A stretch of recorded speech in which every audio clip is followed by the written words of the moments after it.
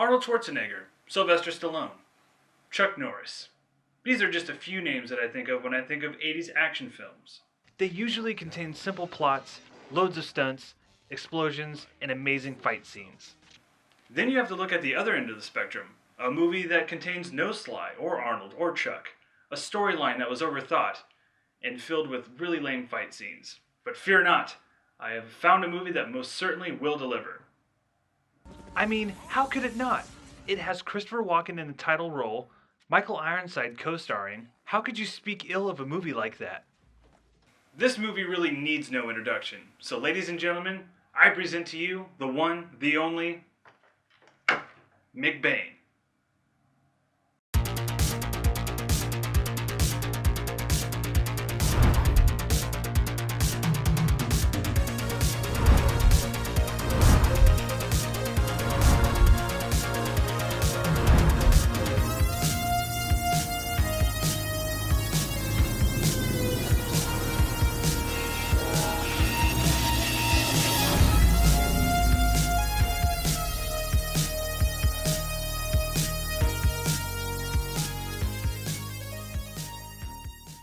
This movie was made in 1991, written and directed by James Glickenhaus. Glickenhaus has written and directed all of his films. The film was shot in New York, while all the scenes that took place in Colombia were shot in the Philippines. The crime boss that is later depicted in this film is based on a real-life crime boss, John Gotti. Well, a great backstory like that should make for a great film. Let's find out. These mist-covered mountains. I'm getting so sick of these Sarah McLachlan commercials. Huh, never mind. I guess this is the beginning of the film. Never mind the out-of-place music, here we're introduced to Robert Santos. Hey Santos, how about me? Santos, get your ass in here. They've already got enough of our money. Ugh, I can't take this anymore. This music's so out of place. Okay, MP3 and play. Okay, that's much better. Santos and his men are on their way out of Vietnam until one of them spots a prison camp. Do you see it? It's a bamboo dome! What do you want to do? I want to check it out! Okay, yep, that sounds like a good plan. You can stop yelling now. And it is a bamboo dome. It looks empty to me. Uh-huh, yeah, no, if you can just repeat it one more time because all I got was, yeah! And there he is, the star of our movie. Christoper Walken playing McBain himself. A prisoner of war, he's thrown into a ring where he's beaten by the Asian equivalent of Rambo. Oh, this is lovely. Say, did you add an ear or two since the last time I put this thing on? Meanwhile, Santos and his men are making their way towards where McBain is being held. Michael Ironside is amazing in a supporting role as a man with two first names, Frank Bruce. There's just something that he brings to this opening that is just so over the top and hysterical. McBain thanks Santos and his men for rescuing him. If the other half of this bill ever finds you, you can pay me back. Roberto meets up with his, Christina. we see he meets up with his sister. It's his sister. That makes 2 movies in a row now that I've had to endure over-affectionate siblings. Santos tells Christina that he's going to take his team to deal with the corrupt president of Colombia. That's why I must do it now. It's such a dangerous plan, Roberto. He tells her that if anything happens to him, to contact McBain in New York.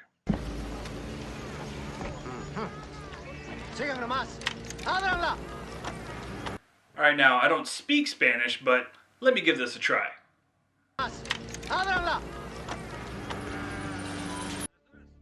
This is for not tipping. Turns out it's Santos and his men making a move to infiltrate the president's house. Lower our petroleum prices. I am also very happy to announce that soon the Note to self. Get trapdoor for desk. all enjoy to watch them dance. Oh, did she just... Hands on your head! On your head! Look, good or bad guy, I don't care. No one deserves to get shot in the dick. While on live TV, Santos pleads for the United States to help to overthrow their corrupt president. We have the support of the people. But without the support of the United States, we will be unable to survive. Duck, it's a rock! It's possible, Mr. President, that a CIA agent, totally without authority, may have led them to believe that we would help if a CIA You guys are fucking with the wrong president. Anyway, President Charlton Heston over there got word that the Colombian resistance acted prematurely. Therefore, there's nothing that the U.S. can do to help. How long can they last? I'm sure the CIA can give you large reports and lots of graphs. Finger paintings, chalk art, string and macaroni. The rebels aren't going to live to see the sunset. Look, it's just hard to believe that anybody would walk into a situation like that unprepared and without backup. But look on the bright side, you did a really good job on the hooker costumes.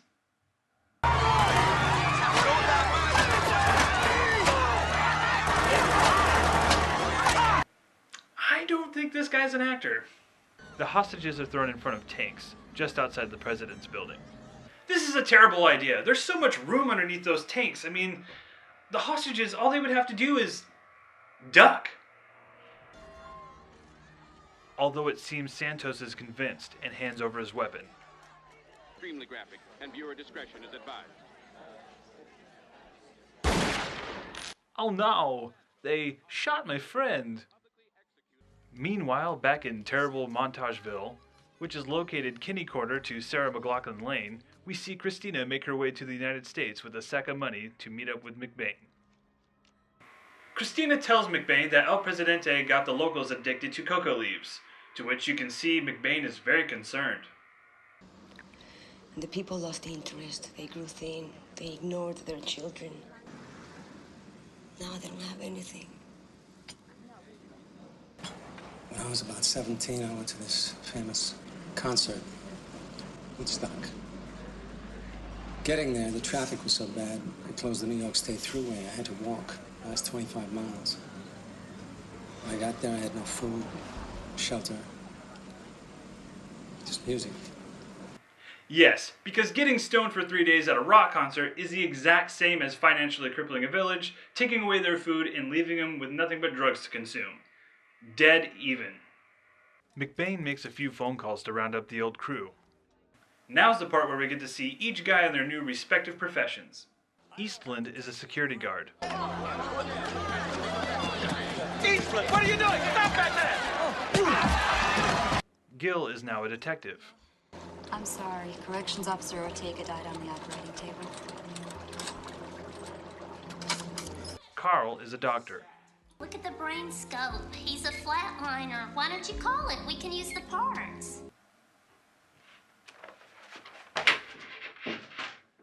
Note to self, never go to the hospital. They killed Santos, man. They shouldn't have done that, Carl. You know, they made that movie McBain. They shouldn't have done that.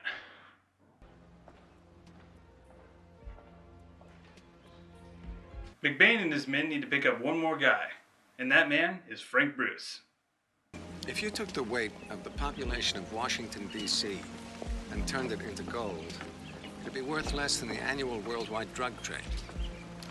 The dollar amount of the worldwide arms trade is 4 times that. McBain, dropping facts on your ass since Nam. They ask Frank for his assistance that is met with some hesitation.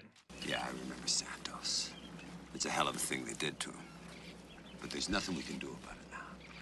McBain heads back to his place to see that his crew got shithoused the night before playing a drinking game. Who won? Gil did. You passed out after the 35th beer, but Gil was still able to talk. Let's go sit out on the deck. There's that walking charm. You know, if somebody shot me the way they shot Santos, I'd expect you guys to do something about it. But hey, if you get shot in the foot, you're totally on your own. They come up with an idea to get the money by getting it from the very same drug dealers that the Colombians are delivering to. But where do we get the money? Gonna use some of theirs. I wonder how they get it.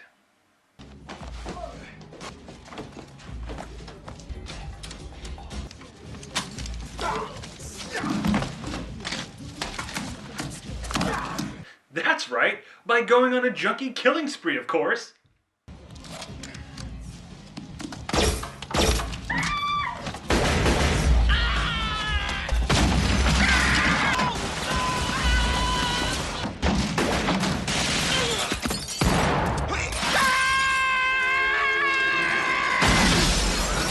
It's just a little bothersome that our heroes can play a drinking game that involves them consuming 35 beers just the night before, then go out, gun in hand, and start blasting drug dealers. I know they're veterans and all, but I'm pretty sure it's 100% not okay that they go up and shoot a building in the middle of the day. No matter, I'll just chalk this up to another case of the good guy excuse. It's okay, we're good guys, I'm a good guy. Oh hey, we're good guys. Popo tells McBain that John Gambati has the real money that they're looking for.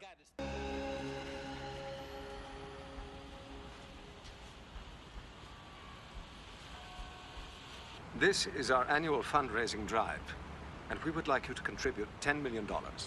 If the 10 million gets there quick, we leave you alone. If not, you're going to be going to a lot of funerals. Why is he putting on a funny accent? Is he trying to disguise himself? But why? Either way, they blackmail the mob boss to get the necessary funds to complete their mission. Where to now? Escobar ships his coke out of Jamaica. I think the least we could do is borrow one of his planes. First off, that's an okay plan. Second of all, if he's a known drug dealer and he's still smuggling drugs, why isn't he in jail? And that's another thing. Where the hell are the fucking cops in this movie? Am I to believe that McBain and crew are completely in their legal rights with every action that they take? Don't worry, veterans. The moment that you leave the military, you'll still possess all the same powers before, except instead of doing it in a country that you've invaded, you get to do it in the sanctity of your own hometown. It's okay. We're good guys. I'm a good guy. Oh, hey, we're good guys. Here, we see Christina in the middle of giving an inspirational speech to the rebels. Nothing can stop the people whose time has come. Except for guns. Lots and lots of guns. ¡Sí podemos! ¡Sí podemos! Oh, that's cute. You have a few. Frank Bruce offers some info, obtained with his mini-computer, of course, on the landing base they'll be using in Colombia. Sweet, finally. Hopefully we'll get to see some of the energy he brought at the beginning of the film, because so far the other three haven't done much, and Walken looks like he's about to fall asleep on us. Christina and the rebels make their way through to infiltrate the base where they're harvesting the cocoa leaves. So let me get this straight. Your guys' idea was to get a bunch of men, women, hell, even children to go test their weight against a fully armed base full of militants? And not to mention you're doing all this in broad daylight. How do I put this lightly? The odds are stacked against you, slightly. You fucking dipshits. I'm sorry,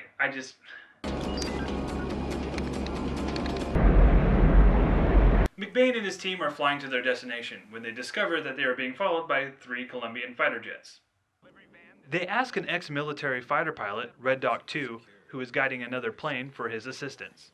Does he know who we are? What we're doing here? His father died in Vietnam. Red Dog 2, this is Lieutenant Robert McBain. What division was your father in, son? Well, no better way to ask for a favor than to exploit the death of a family member. Good job! Hell from above. I've seen livelier performances from Joan Rivers. Now. Before Red Dog 2 can make it, one of the Colombian jets requests for them to land. This is one of the most awful, lazy scenes that I've seen in a long time. Put the plane down! Do you read me? 04. Put the plane down!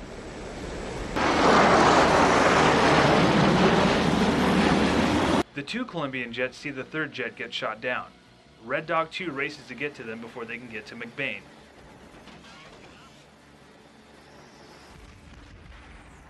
Meanwhile, the fight between the rebels and the drug cartel isn't going so hot.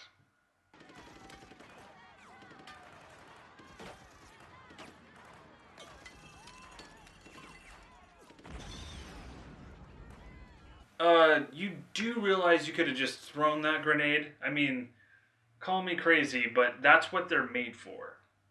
Luckily, Red Dog 2 is able to swoop in and destroy the remaining bad guys. America, fuck yeah! They land safely and begin rallying the remaining rebels, now having the supplies they need to complete their mission. And here, well into the third act, we meet the two men behind the corruption of El Presidente. What a pleasant surprise.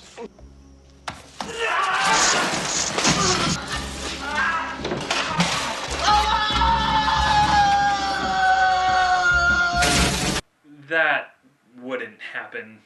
The Americans are the most powerless, powerful people in the world. Until you give them a legitimate reason to intervene. Yeah, more like America's the lamest, most badass country in the world until you give them a reason to party. America! Fuck yeah! The last president told me the same thing. I still send him flowers every day. He lives in a big white house. You can't miss it. It's right in the center of the cemetery. You know why? Because he's deceased. In a box. In the ground. He's the opposite of alive, which is dead. Basically what I'm trying to say is I'll kill you if you don't cooperate. Owen Wilson flies a helicopter over the rebel village and starts shooting the locals. You can say he's a little more than excited. What's the matter, man? What is it? Her rib cage is crushed into her lung. She's in shock. Well, can you do anything for her? Can you help her? I'd have to cut her and reinflate the lung. So? This place is filthy. She'd die from infection alone. She's gonna die if you don't. Just do it. Like the old days. If I nod, breathe her. Right. Here we go. Hold the arm.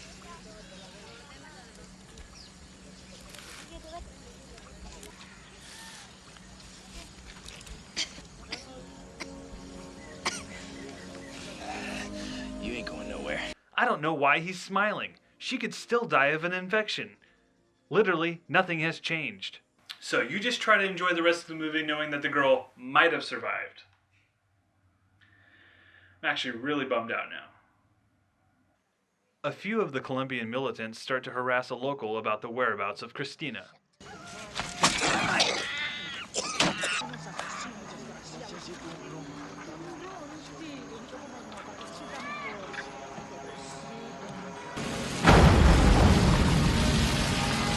I sure hope that car wasn't anywhere near innocent people just sitting there trying to enjoy their lunch.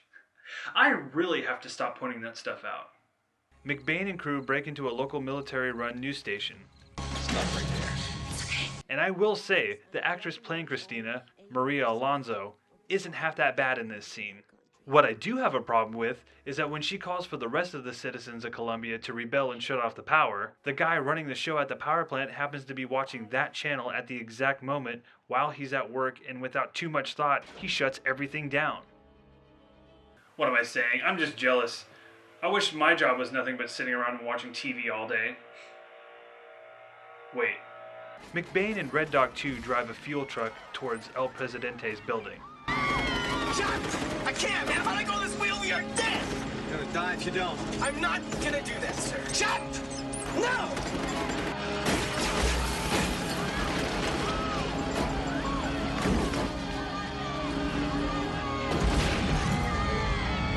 To celebrate Red Dog 2's life, I wrote this haiku. You were a pilot, shot 2 jets and saved McBain. You died in a truck. With Red Dog 2's sacrifice, McBain and the rebels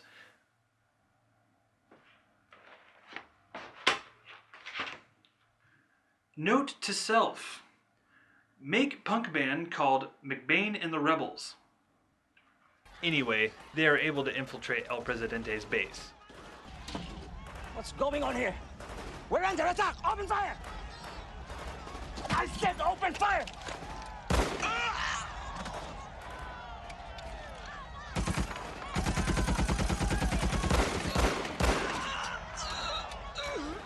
But he... Fuck it.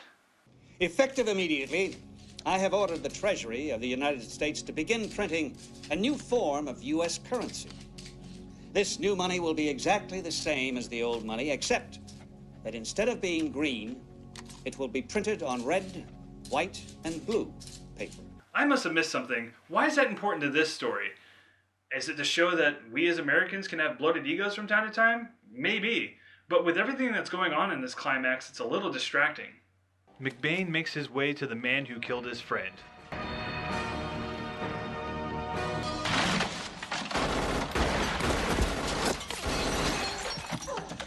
Oh man, I was really hoping for like a shootout or hand-to-hand combat and then for him to deliver the final blow, but if all we get is McBain jumping through a ceiling and gunning the man down, then, hell, it's good enough for me. McBain steps onto the balcony as the rebels cheer in their victory. Roll credits.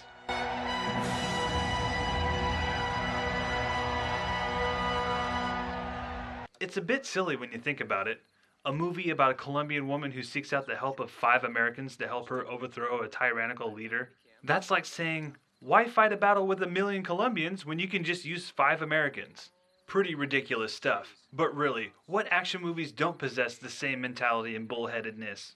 I was really disappointed when I saw that Michael Ironside didn't really have a big role in this film. I mean, granted, yeah, he was here and there, but he wasn't really present. And really, neither was Walken's. I mean, he was on the screen a majority of the time, but he was just really dead in the water. Could you imagine a more present Walken's with a wildcard Ironside? That movie would have been great. But instead, we got McBain. Yay. You've been watching Steve HS. Until next time.